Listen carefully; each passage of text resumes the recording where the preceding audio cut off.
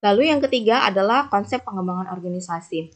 Sebelum kita membahas tentang konsep pengembangan organisasi ini, kita harus tahu dulu itu pengertian dari pengembangan organisasi. Ada 3 pengertian pengembangan organisasi. Yang pertama adalah menurut Warner. Dia mendefinisikan pengembangan organisasi sebagai suatu proses perubahan dalam budaya organisasi melalui penggunaan teknologi, riset, dan teori ilmiah keperilakuan. Jadi, dalam membuat suatu perubahan itu dengan menggunakan suatu riset dan teori ilmiah keperilakuan.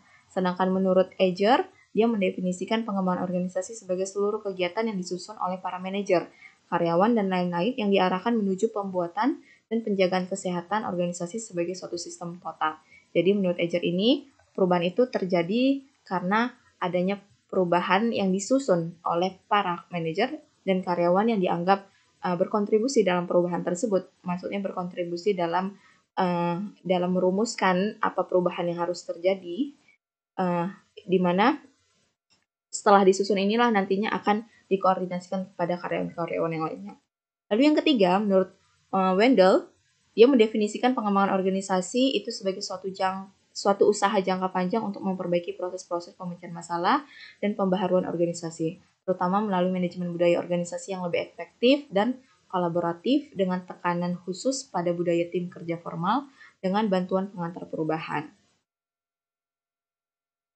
Dari ketiga pengertian ini kita bisa menyimpulkan apa itu pengembangan organisasi, di mana pengembangan organisasi atau organizational development itu merupakan pendekatan berjangka waktu lebih panjang dan lebih mencakup pendekatan perubahan untuk menggerakkan keseluruhan organisasi ke tingkat perbaikan prestasi dan kepuasan para anggota organisasi dengan lebih tinggi. Jadi, dengan adanya perubahan ini, itu adalah perubahan dalam hal jangka waktu yang lebih lama atau lebih panjang. Jadi, proses perubahan ini berdampak terhadap jangka waktu yang lebih panjang dan akan berdampak menjadi lebih baik lagi dari perubahan dari sebelum dilakukan perubahan tersebut. Jadi efeknya atau dampaknya itu menjadi sesuatu yang lebih baik lagi, yang bukan hanya dirasakan oleh para atasan, tapi juga dirasakan oleh seluruh orang atau seluruh anggota organisasi tersebut. Lalu faktor-faktor apa saja yang menimbulkan perubahan? Yang pertama adalah pengembangan organisasi untuk perseorangan, di mana dengan adanya perubahan ini, perseorangan itu akan melakukan pelatihan dari sekelompok peserta yang diarahkan oleh seorang pemimpin yang terlatih. Jadi, perubahan itu terhadap seseorang itu biasanya dalam hal pelatihan kepada individu-individu tersebut. Lalu yang kedua adalah pengembangan organisasi untuk 2 orang atau 3, yaitu dengan adanya analisa transaksional yang memusatkan perhatian pada gaya dan isi komunikasi. Dalam hal ini biasanya berisi transaksi ataupun berita.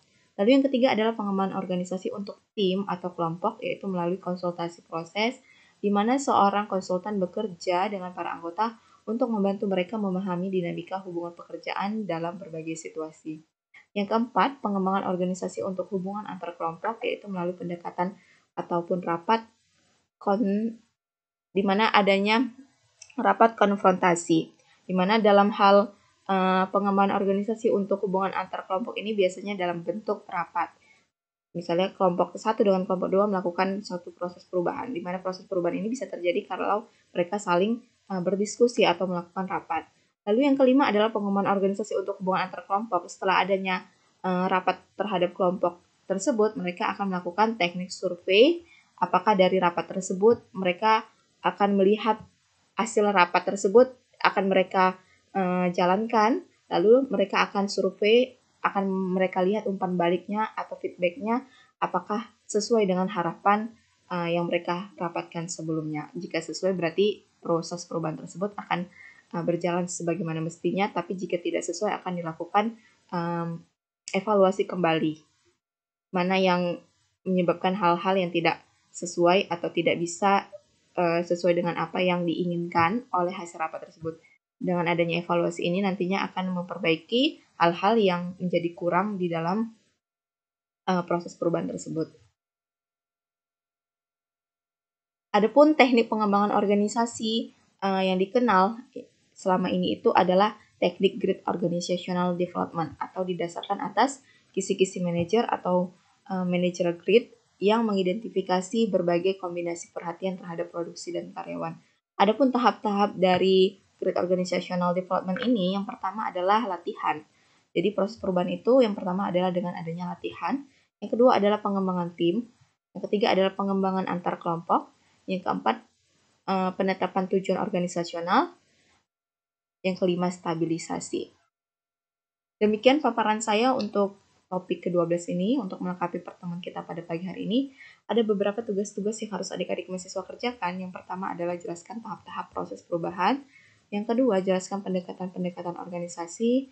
Dan yang ketiga, jelaskan teknik-teknik pengembangan organisasi.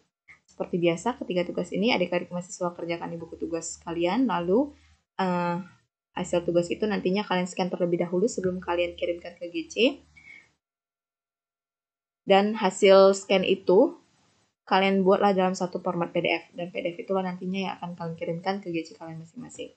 Demikian paparan saya untuk topik ke-12 ini. Saya ucapkan selamat pagi dan selamat beraktivitas untuk kita semua, dan sampai bertemu di pertemuan selanjutnya. Terima kasih.